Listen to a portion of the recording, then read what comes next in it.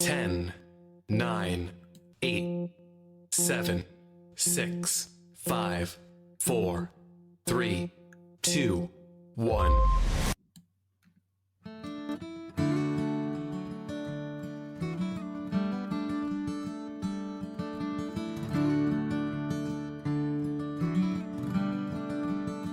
Say hello to a new friend on an old road.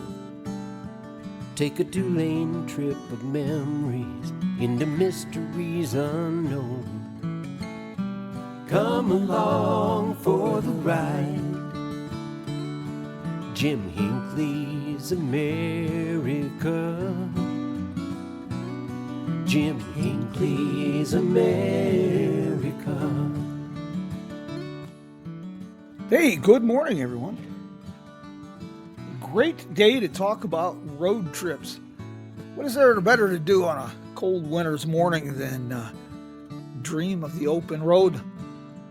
Kind of fitting, a little music there from Joe and Woody and the boys of the Road Crew, roadcrew66.com. Inspire a road trip. Today, hey, we're going to talk about, America's most famous highway. Legendary Route 66 with Angie from the Route 66 Information Center. Miss Angie, how are you this morning? Good morning. I am doing great. It is actually sunny here today. Well, that's kind of unusual for your neck of the woods. It sure is, especially this time of year. Yes.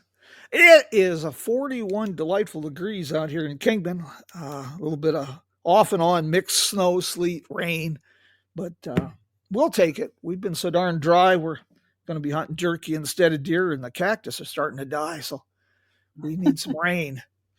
Hey, gosh darn it. Route 66, isn't this an amazing highway? It defies logical description what this highway's become. And you're right in the thick of it with your Route 66 information station. It is interesting, and there is so much activity right now on the road, and I think a lot of it has to do with the upcoming centennial. Because you notice that there's a lot of businesses for sale right now. Yeah. There are new businesses opening up. And I just see all this flurry of activity, and I think the centennial is sparking this. The centennial has the potential to really be extraordinary. Because I think Route 66 today is more popular than any time in its history. I tend to agree with you only because because I'm not from a state that Route 66 it goes through or it is nearby. I didn't even know about Route 66, honestly, until the Cars movie. Really? That was your catalyst, the Cars movie. Well, the Cars movie and the fact that in 2010, I don't think you've heard this story, Jim. In 2010, I was planning to go to Europe for my first time. I have family and friends all over Europe. And I was sitting at my computer, and I must have just watched the Cars movie. And I'm sitting at my computer, and I'm like, you know what? I have no business going to other countries when I haven't seen my own country yet. And so I thought about the Cars movie, and I wondered, is 66 still there? And I started doing some searching, and I found out, yes, it's still there. In fact, it has a thriving tourist activity on the road. And so I walked into the room that my husband was in, and I looked at him and I said, we're going to drive Route 66 next fall. And he had one simple word, okay. Yeah. So that's what started it all. The Cars movie really sparked it for a new generation interest, and especially in the Asian market. I have talked to so many people from China, Korea, Thailand, Vietnam. The Cars movie, it really got them interested in coming to America and finding this road. It's the Cars movie did. In fact, on that first trip, I was lucky enough to get an audience with Angel Delgadillo. Oh, this inspirational man right there. And how I got that audience was a whole funny story in itself. But I when I was talking to him, we had this uh, stuffed bear with us, and it was Bear from the Big Blue House. And I explained to him that my nephew, who was, I think he was 4 or 5 at the time, found out that we were going on Route 66. And he was so upset he couldn't go with us because he knew the Cars movie. And so I said, I'll take your best friend with me. And I took pictures with that bear all over Route 66. And I uploaded it to a website so he could follow us on the trip. And I was telling Angel about this, and Angel was like, you know what? He goes, I love that Cars movie. He said that movie has ensured that Route 66 is going to be around for generations to come because the young people are interested in Route 66 now. Angel is, if you don't think one person with passion and vision and the ability to build partnerships can make a difference, all you got to do is look to Angel, that small town barber in Seligman, Arizona. Pretty amazing fella. Angie, what is your background? I mean, is it journalism or? Yeah, I mean, because your information station is so fascinating, well written, and well done. I was just kind of curious. Jim, I am a teacher. I have been an educator most of my life. My degree is in business education. And I have taught in elementary schools, middle schools, high schools, colleges. I've taught adults. And over the last 20 years or so, my main audience has been senior citizens. And I taught technology training. I was in charge of staff training. But I had this rapport with the seniors. So I was able to actually delve into the community more with the seniors. And I had several events set up monthly. Like I had a senior topic where, we would talk about Medicare or, not falling or whatever. But my proudest thing was I brought in a travel program. And in that travel program, I was lucky enough to talk about Route 66 a few times, taking a little different take on the route each time I did it. And of course, I did many programs on Europe. I've been to Austria, Switzerland, Spain, Italy, Germany, France. I've been to many countries over there. And I did U.S. things also, like Frankenmuth and Mackinac Island and different things like that. So that the travel, the education, and I also worked in corporate America, so you can even bring in all my experience from there. I work closely with marketing departments. When I was in corporate America, you're going to like this one, Jim. It's going to age me a bit. When I worked in corporate America, I was the face of the new internet service. Well, there are certain things that date us, and there are certain things when we look back on that bring us up short on realization of how old we really are. A few years ago, I covered the opening of a fascinating museum in El Segundo, the Automobile Driving Museum, where they literally take you for a drive in vintage cars. And I was asked for a magazine that I was writing for to cover the museum opening. And imagine my surprise when I discovered that one of their prize exhibits was a low mileage AMC Pacer. And I had worked in the garage as a mechanic when those cars were new. If that doesn't make you feel a little dated.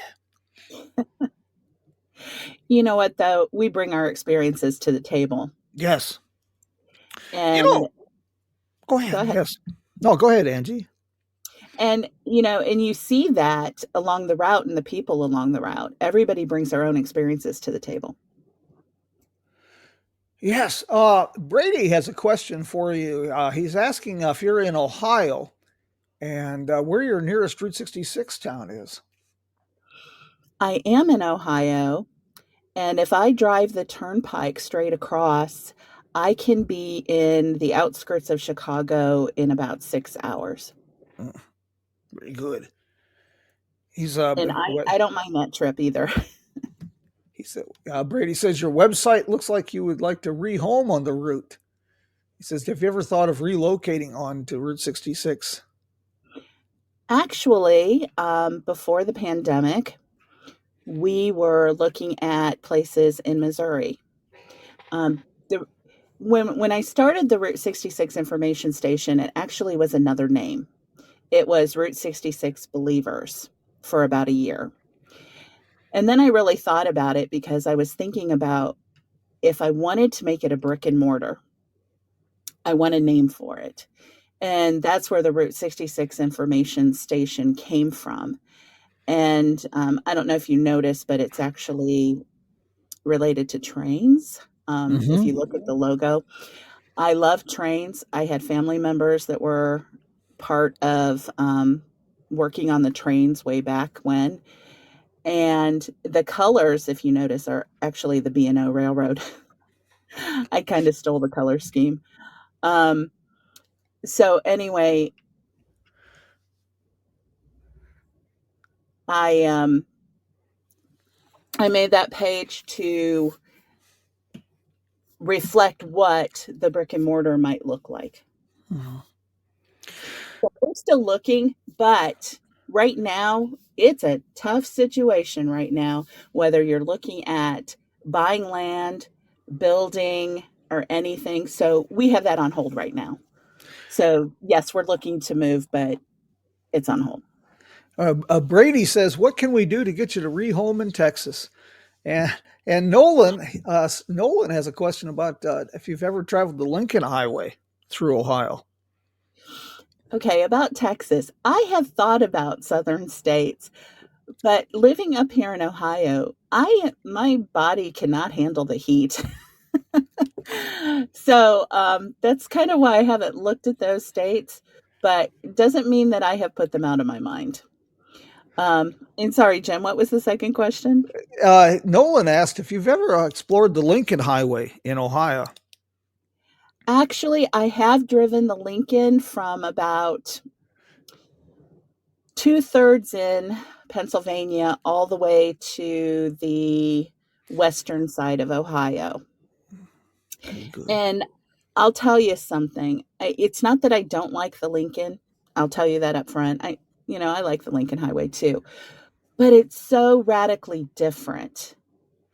It's not like Route 66. Every time when you get into every little small town on Route 66, there's something about Route 66. There's somebody to talk to. There's businesses that are geared towards the route. And on the Lincoln Highway, time never stood still like it did on Route 66. It all these cities, they've just evolved over time, so it doesn't have the same antiquated locations and history that I think the Route 66 has maintained. I was honestly bored on that trip.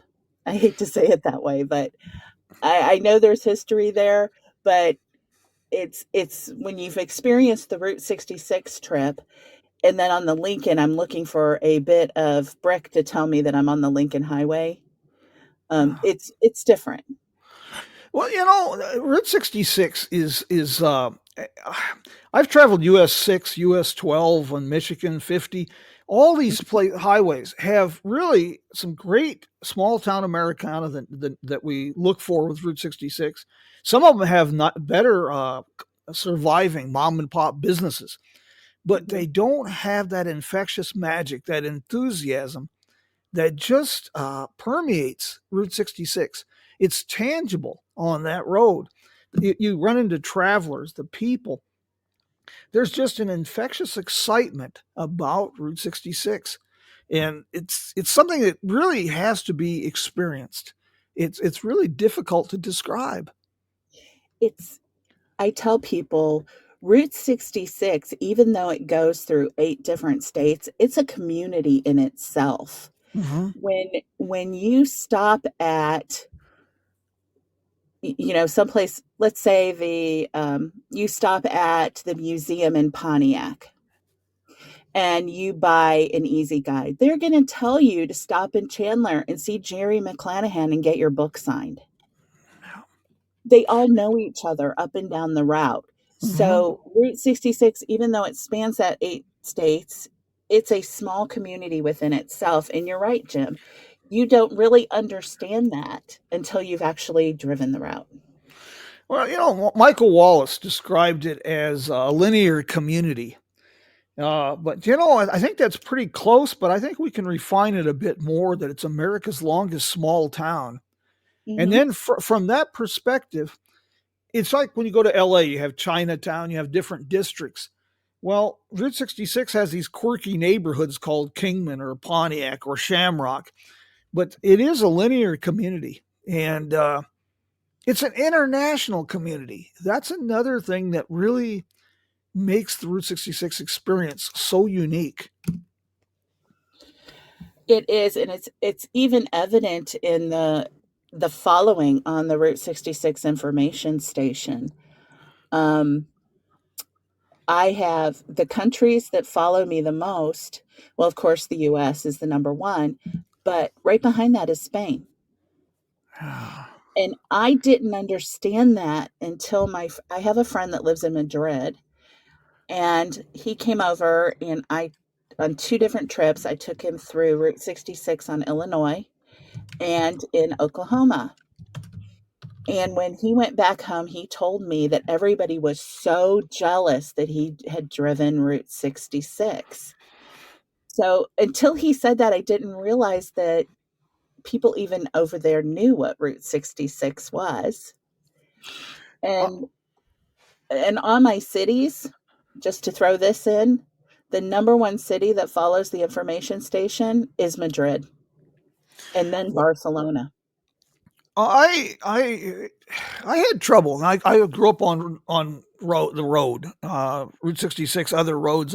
My folks teased me that I was literally potty trained along the highway, and I just part two of that is my mom said I was born 90, and I never got any older, and I've always stuck to the back roads, the small cafes. So even when Route 66 was bypassed, I still drove Route 66. And it was a road, but it was a road that I was comfortable with. And it was a while before I started to really see this renaissance and what was taking place. Excuse me.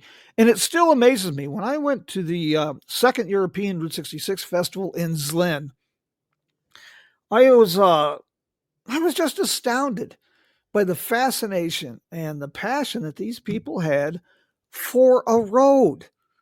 It was mind boggling. I know there's a fascination out there, especially in the Asian countries with our 50s time period. I do wonder how much of that also translates to people then being fascinated with Route 66, because obviously that was the heyday of Route 66. How is uh, your information station? It's really such a great. Well, it's an information station. It's got so much interesting content, and it's a great portal for people who are trying to get their feet wet with Route 66, trying to figure this out, trying to plan a trip, trying to understand why people are so passionate about this road. It's a great place to start. I actually try different things with it over time. I've done travel trips tips on it. I've done, history, things that aren't there anymore. But I do find that people generally like to know what, if they took a trip on Route 66, what they could see. Mhm. And so that's what I'm mainly gearing towards. The other thing is because, there's slightly more men that follow it than women. Um, they like cars too. So occasionally I'll throw in old and hot cars. Um, but you know what? Cars and Route 66 intertwine anyway. Well, going back, you mentioned that the railroad connection and how you connect that with Route 66. That's really kind of appropriate because, well, most of Route 66, uh, for lack of a better word, the foundation for most of Route 66 was the railroad. Chicago, most of these communities along Route 66, especially in the West and Southwest, they started out with the railroad. That was their cornerstone. So that's kind Well, of fitting. yeah, it makes sense. I People ask me about it, why the railroad follows the towns. And it makes sense because back in the railroad days, when they were trying to move goods across the country, they were actually building the towns on the railroad so people could get from place to place. Mhm. So then it would make sense if a road came in, well, you want it to go through the towns. So the road follows the railroad and goes through the little towns, which I think adds to the charm of everything on Route 66 also. Well, another railroad connection would be the National Transportation Museum near St. Louis. Have you ever been there? I have a Angie? couple of times. It's Oh, an amazing museum. speaking of trains and cars, yeah, that's an amazing museum. Quite extraordinary. And of course, everybody goes there to also visit the remnants of the Coral Court Motel that are there. Yeah, I had no idea. I'm smart enough as I get older to that the more I learn, the more I realize how little I know. But I was really surprised to learn that there were literally more than 100 automobile manufacturing companies at one time in St. Louis. I was really shocked by that. Yeah, I you thought, would think most of it was up in Detroit. yeah, but that's, Route 66 is all about surprises too. You're always finding things.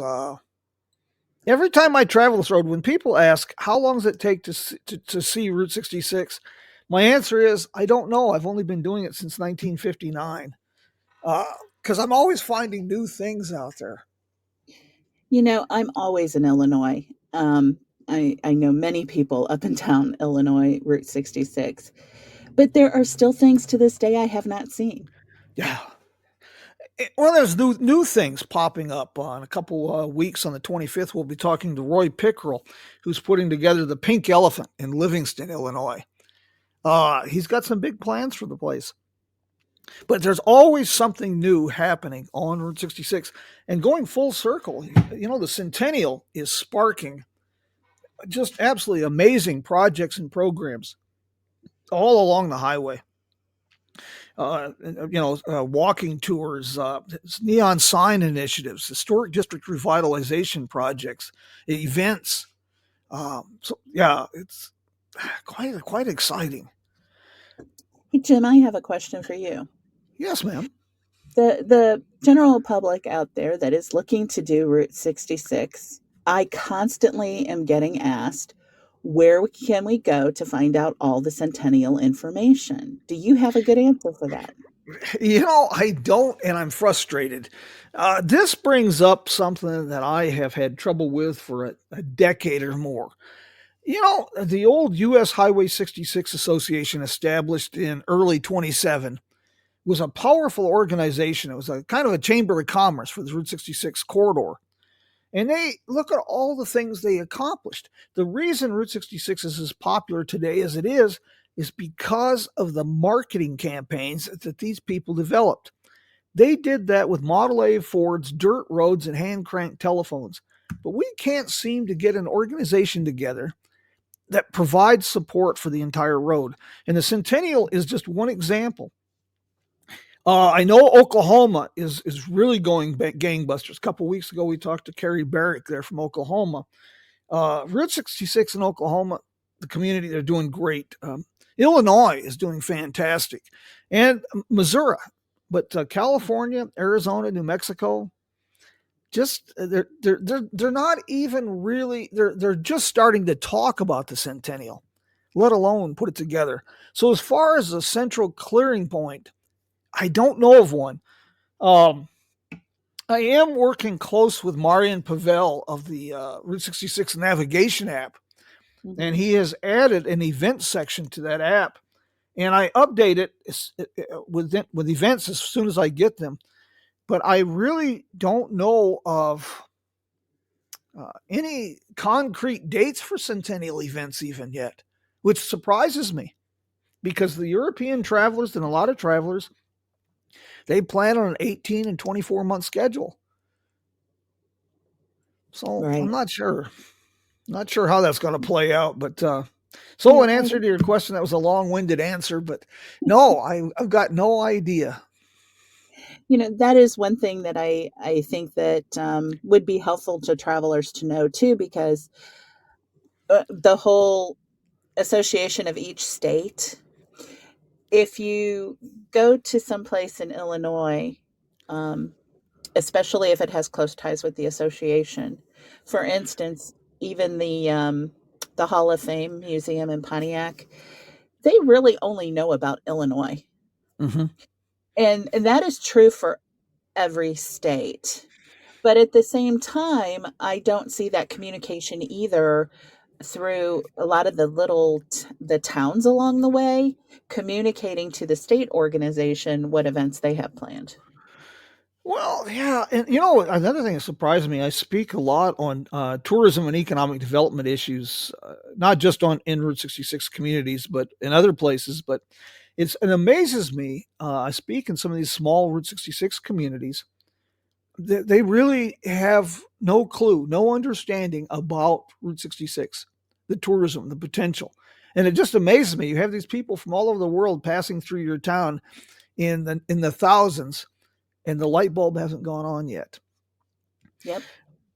You mentioned the centennial. I know Pat Tuttle in Joplin is making some big plans for the centennial. I know that the organizers of the Birthplace of Route 66 Festival are making some pretty big plans. And Scott Dahl, I had a great conversation or two with him in Springfield, Illinois. They're going to be hosting the Miles of Possibility Conference in 26, and they're making plans to build a big centennial event around that. But That would be nice. Nolan Stoltz said, try Route 66 centennial.com. I'm not familiar with the website, but I will check into that, Nolan. Thank you. Nolan, could you tell us who runs that if you know? He says it's supposed to be an official website, but okay. He says it's the official government website. But there again, we have this Centennial website, and here you're with your information station, you keep your fingers on the pulse of Route 66.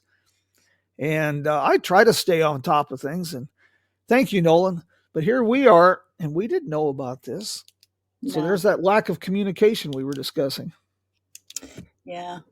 One thing with the Centennial that I'd also like to bring up in case some powers that be are listening. I was looking at the Road Ahead and their quarterly report. Yes. And I found it interesting. They said, the Road Fest in Tulsa has been a big thing the past couple of years, Mm-hmm. and they have deemed it a success. Now, I personally would like to know what the success is. How many people walked in the door, or how many people actually went out on the road after going? But anyway, they're talking about seeing if they can work with AAA to get it in all the Route 66 states. Well,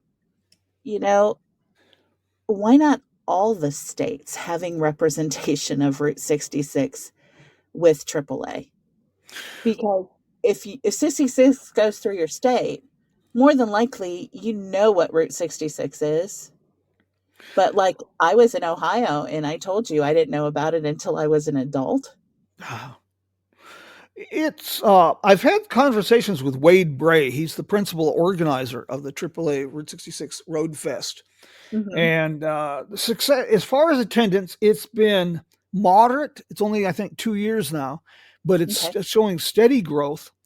Part of the problem is AAA is largely regional, so it's difficult. I've Ah, had him in Kingman. His company put together an incredible virtual reality interactive exhibit with Angel Delgadillo at the Kingman Powerhouse. It's pretty oh, extraordinary. yeah, I've heard about that. But we had conversations about taking this AAA Route 66 Road Fest on the road as a traveling road show, kind of like the old GM Motorama. Uh, it's simmering on the back burner, and here we are, 2 years out. The Road Ahead Partnership, I think they're doing a lot of good. I'm on the Economic Development Committee for that organization, Okay.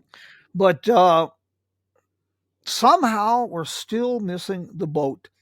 We're just somehow we're not accomplishing with leadership or unification what the U.S. Highway 66 Association did. I was just reading recently, 1932, the U.S. Highway 66 Association had a convention in Elk City, Oklahoma, and there was something like 20,000 people that attended that thing. Wow. And so, yeah, there's a lot of room for improvement here. But your information station is a key component in creating this network. It really is. I I think that we all and when I'm saying we all, people like you, people like me, the roadies that are constantly on the route, I think we all need to help spread the word better for the centennial. Yeah. Get the word out there to areas.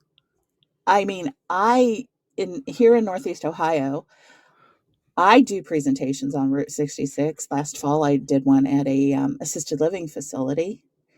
But I think we all have, since we are passionate about Route 66, with that passion comes the responsibility to get the word out. Yes.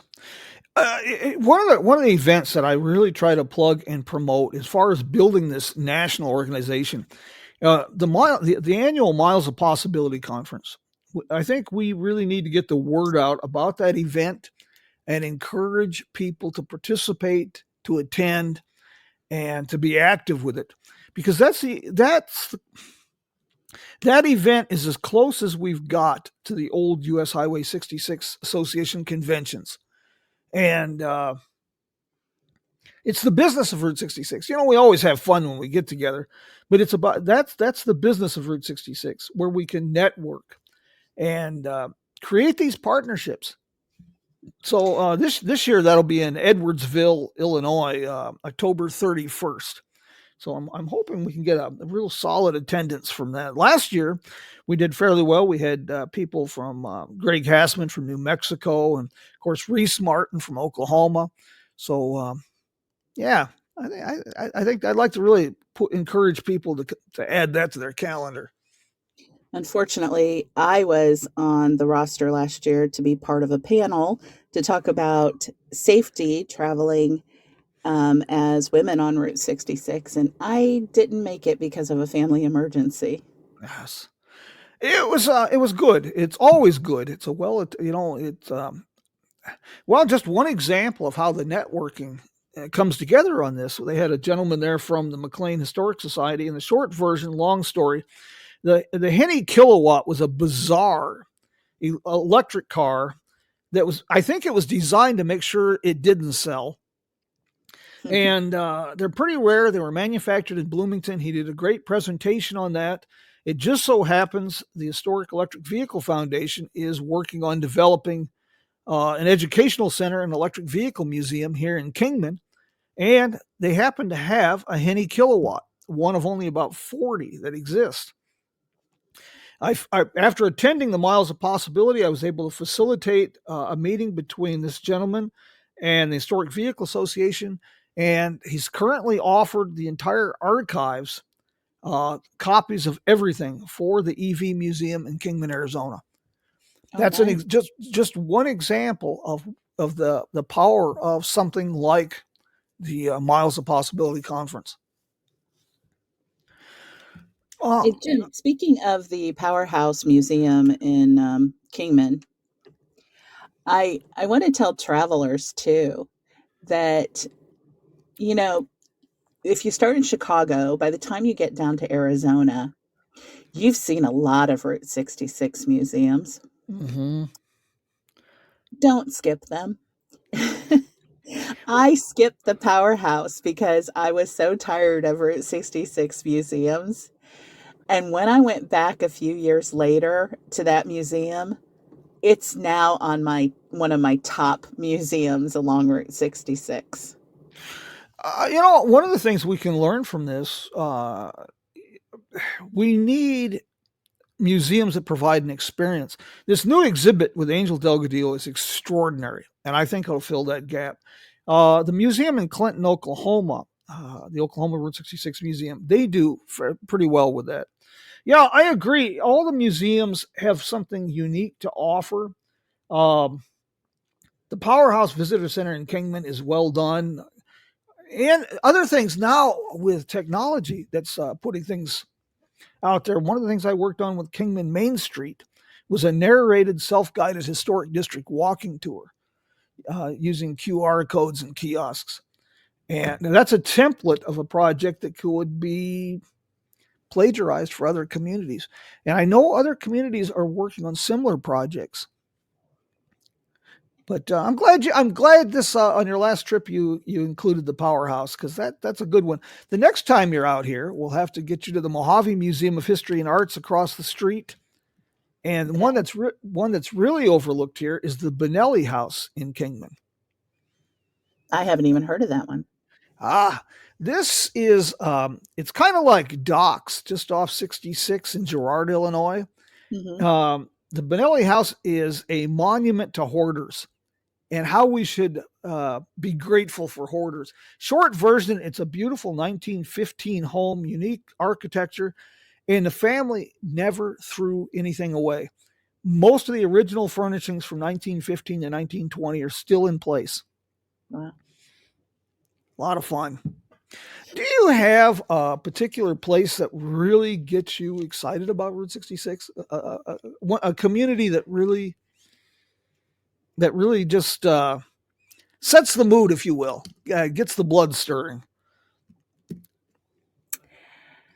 I'm going to say Pontiac, Illinois, just because I am in Illinois very often, and that seems to be the place I always stop. Whether it's to see a couple of murals that I've never seen before, visit with the ladies. I have developed friendships with the ladies in the museum. And there is just so much history about Route 66 right there in Pontiac. And it's a lovely community. The people are friendly. I actually spent a whole week. I got a hotel room in Pontiac and I spent a whole week there. Yeah, Pontiac to me is, and I've talked to Bob Russell there and others. I know about the recalls, the problems. Scott McCoy kind of planted the seed. Other people started, bring it to fruition.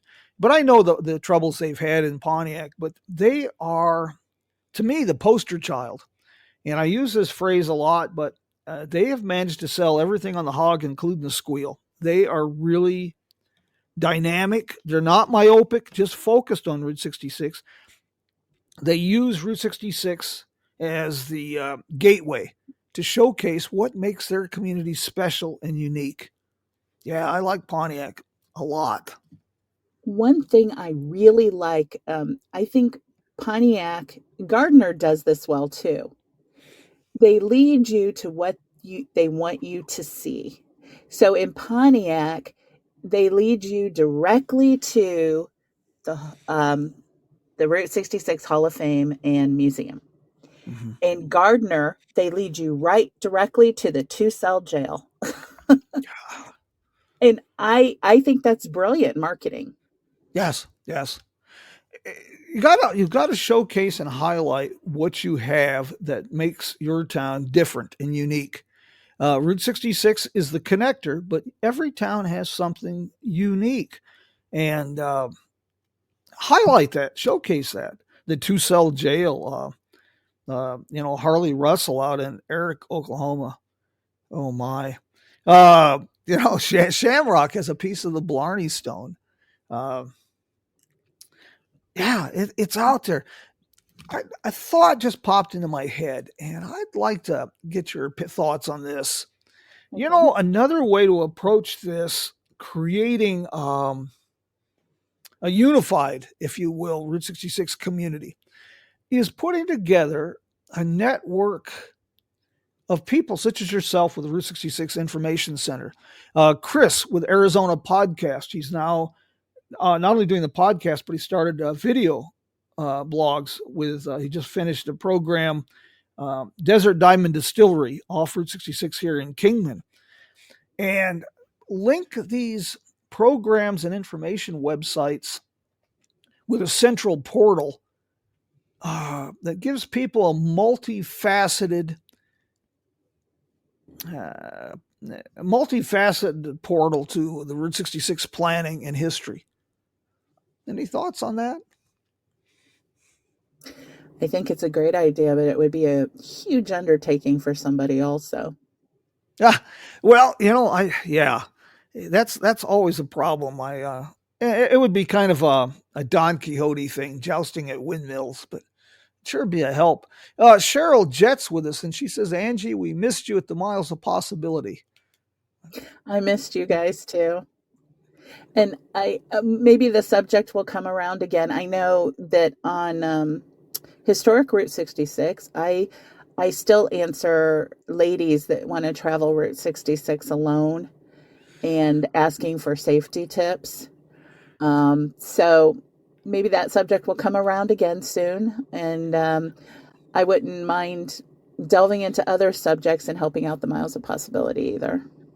Well, now that's an interesting too. It's not just women, but I notice a lot of our international travelers are, pardon the pun, but they're gun shy about traveling Route 66. They get the media. That's the problem. Because I hear it from my friends overseas too. They get the media. And one of the things about people overseas, when they think of the U.S., and I've heard this from them, it's not me speaking, they think that the United States is New York City. Yes. So when they start hearing about the things going on in New York, Chicago, or wherever else, there's LA, lots of cities, they start thinking that the whole U.S. is like that. Mm-hmm. And I think that sometimes we have to calm their fears because, as you and I well know, most of Route 66 is very, very safe. Yeah. And I personally travel alone a lot. I have only had one instance that shook me a little bit, but I just used my intuition and I walked away. Common sense. It doesn't matter if you're in Frankfurt, Germany, or St. Louis. A little common sense goes a long way. The safety issue is a problem. People have perceptions. Dries Bessels has done some great presentations about the way Americans perceive Europe and the way Europeans perceive. And he does it. He shows up wearing wooden shoes, and he's got a great one that shows American breakfast, and there's a pistol on the table with big slabs of bacon, and it just it's this is something else I've had conversations a lot with. We've created this perception of Route 66 that it's small town Americana. Mm-hmm. And that with the perception, real issues magnified by the media and social media, the big city gets short shift. People have a tendency, Route 66 enthusiasts, to skip Chicago, St. Louis, Oklahoma City, Los Angeles, because of we've presented that Route 66 is small town America, and we kind of we've really kind of short shifted the bigger cities. Tulsa is making big strides to change that, but I was just in L.A. A couple weeks ago on business, book signing, a road trip day situation there, and yeah, California really, the LA area gets overlooked a lot by Route 66 enthusiasts. I often thought, because there's a lot of stuff in California I haven't seen. At that point, I'm clear across the country, Sure. and I only spend a short amount of time because I got to turn around and get home. So I have not seen a lot in California. And I've often thought, I wish there was tour companies that would take on even like a private tour of Route 66, pick us up in a van and take us down Route 66 around LA and that. Um, I think this might be something, that someone out there, the associations, talk to local tour companies and see if they'll try it out for the Centennial. I had a meeting in California with Scott Pietrowski, the president of the California Route 66 Association, and Toshi Goto of the Mhm. Japanese. Scott Pietrowski is passionate about the Los Angeles area, almost anal, but that's good. That's a good thing. And for a while, he was doing walking tours and other tours, and he has started offering people an interesting way to explore the Route 66 corridor in the Los Angeles metro area using the light rail system. Oh, And that's you can go all the way from San Bernardino out to Santa Monica, basically along the Route 66 corridor. but Kind how of do people know about this though? There's the exactly. communication thing again.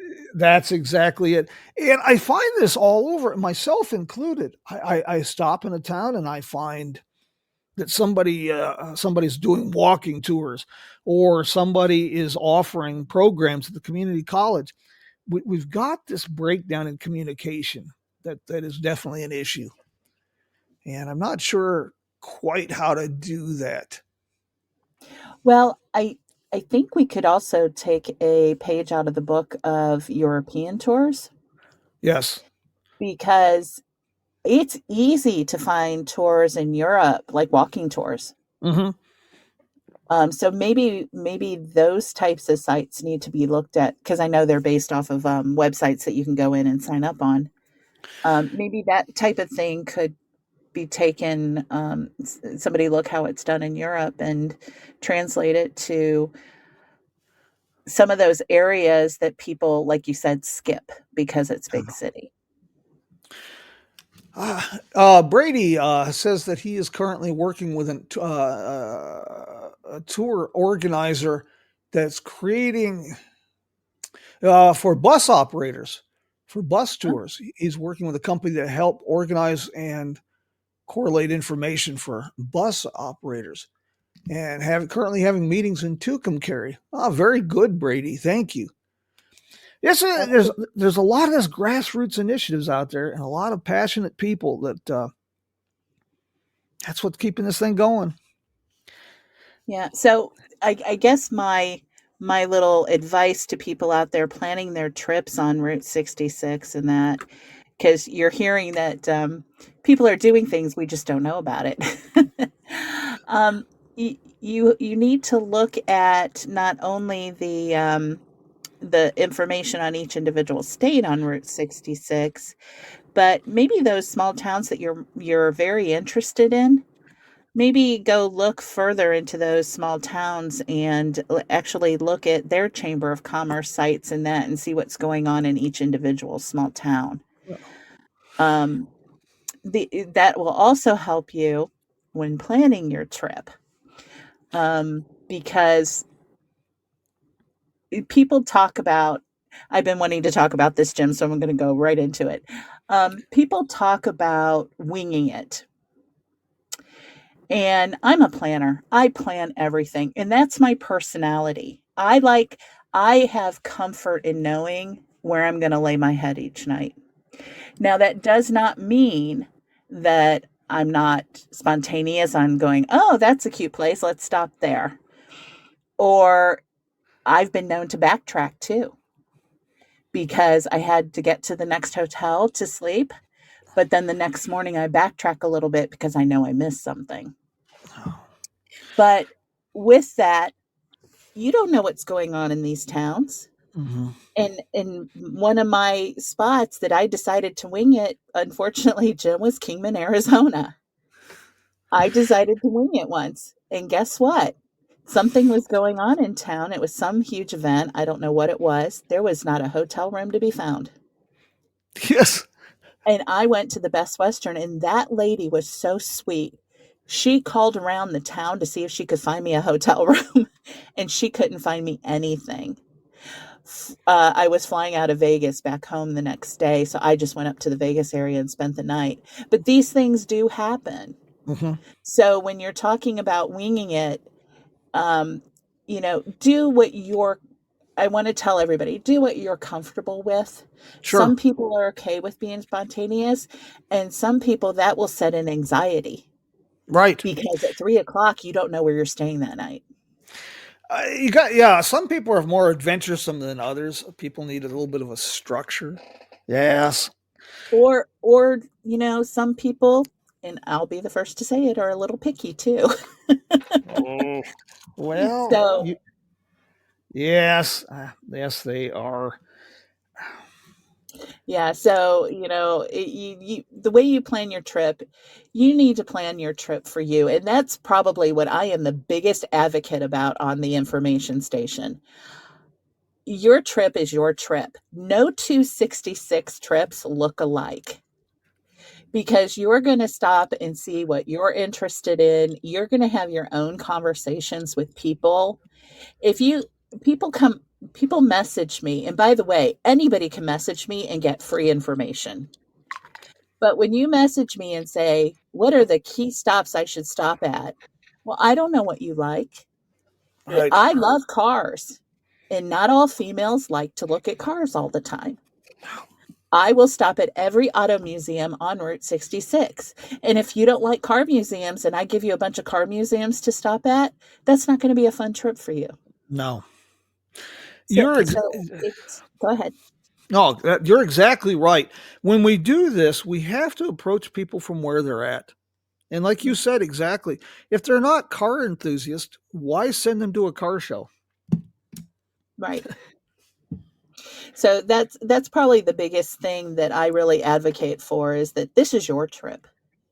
I can't tell you what your interests are. And make it your trip of a lifetime. I know people want to do little side trips too, and occasionally I'll see the people, well, you won't have enough time on Route 66 if you stop there. But if that's their passion, they want to see the Grand Canyon, and that's going to take a couple days off the route for them. You know what? It's your trip. Go to the Grand Canyon. Yes.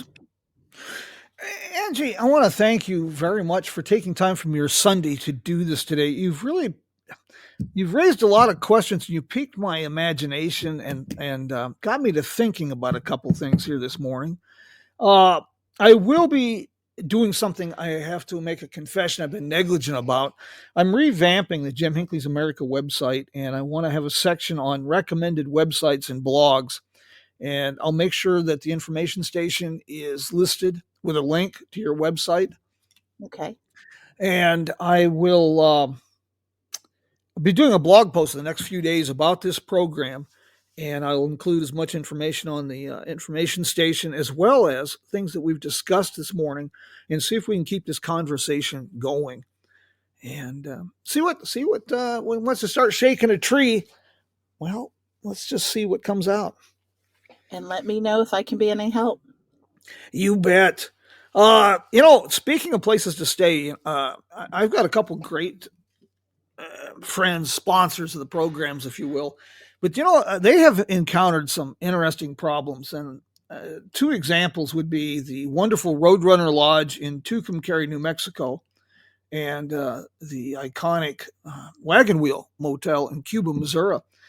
And sometimes people read these reviews of these motels, and they get these wonderful reviews. But just like with the car museums, they're wanting the Hampton Inn, the Holiday Inn Express, or the Marriott. So they're disappointed when they check into these motels because they're not any of those places. And it's an apples and oranges Well, comparison. it's a mindset. And this is one of the things I do tell people. When you stay at one of these Route 66 motels, you got to remember back in the day when these were built, they were a quick stop just to sleep, clean up, and get on the road again. They weren't made like the Hamptons and the Hiltons of today, where it's luxurious that you can spend time in the hotel. These motels weren't made for you to sit in there and spend time. You got out into the communities. I'll tell you, I don't know if you're familiar like with the Roadrunner Lodge in Tucumcari, but that is a perfect, it's a near perfect example how you can provide that time capsule experience, but also the modern amenities that the traveler today expects. And that's one David Brenner's just done a fantastic job with that. That's one that people need to add to their list if they want to blur the line between past, present. It's a pretty good place. Well, Roadrunner's on my list because I've stayed everywhere else in town except for the Roadrunner so far. So it's on my list. You won't be disappointed. Something else, I get a lot of questions about the wagon wheel in Cuba. Connie does have it up for sale. I just talked to her the other day, but she's not in a hurry. She's going to be there this season, and she has spent the winter doing all kinds of improvements and upgrades. So the old iconic wagon wheel motel is good for another season. Good. Angie, thank you so much, not just for this and for the conversation and sparking some interest here, but taking time out of your schedule. And thank you. The Route 66 information station is really appreciated. I like your efforts. Thank you very much. Guys, I want to thank everybody for joining us. We're going to have some fun next week. We're going to be talking to Ned Luchner about Cool Springs. And even if you've never traveled Route 66, you're probably familiar with Cool Springs if you're a Route 66 enthusiast. It's an absolutely beautiful location. The backdrop is astounding. Stevie Wonder would have problems taking a bad photograph at Cool Springs. But the place has quite a history. It actually predates Route 66. And I think you're going to be surprised about its history, its connection to places like Mr. D's Route 66 Diner in Kingman. And Ned's done a great job of giving this place a new lease on life because Cool Springs burned to the ground in the 1960s. For many, many years, it was the literal landfill for people who lived along out there in Golden Valley. They used that as the dump. And then it was rebuilt for the movie Universal Soldier, and they blew it up. And so he's done an incredible job. So we're going to have fun with Ned next week. Until then, my friends, I want to thank everybody who joined us today. Brady, keep up the good work. And gosh, this has been good. This has been real good. And I'm very appreciative. Thank you guys very much. And if you have any questions about anything we discussed today, contact me or contact Angie through the Route 66 information station and travel planning advice. I have a question here. The two best things I can recommend, aside from asking people like Angie questions, Jerry McClanahan's Easy 66 Guide and the Route 66 navigation app. If you put those two together, you're going to have a pretty good trip. But most importantly, take time to talk with the people That's what makes Route 66 special. And just simply accept the fact you're not going to see everything in one trip or two or three or four. So, Angie, again, thank you. And, well, we'll do this again next week, my friends. Oh, one more thing, Angie. Before I forget, you've mentioned Europe quite a bit. Yes. And we've gone. Have you given any thought, or did you know about the upcoming European Route 66 Festival? I know about it, and it did spark my interest, but I don't know if I'm going yet. Oh, I don't either. I just checked airfare this morning. A little Oh, no. spendy. I'll have some information on that as well. We've kind of run a little bit late today. I hope nobody minds, but we'll do this again next week. Angie, please take care, and I'm glad you're up and about. Thank you. Bye-bye. Bye.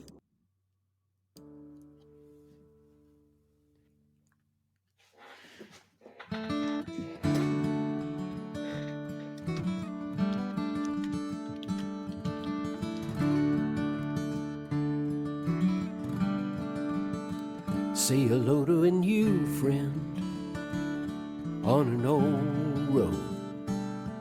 Take a 2-lane trip of memories into mysteries unknown.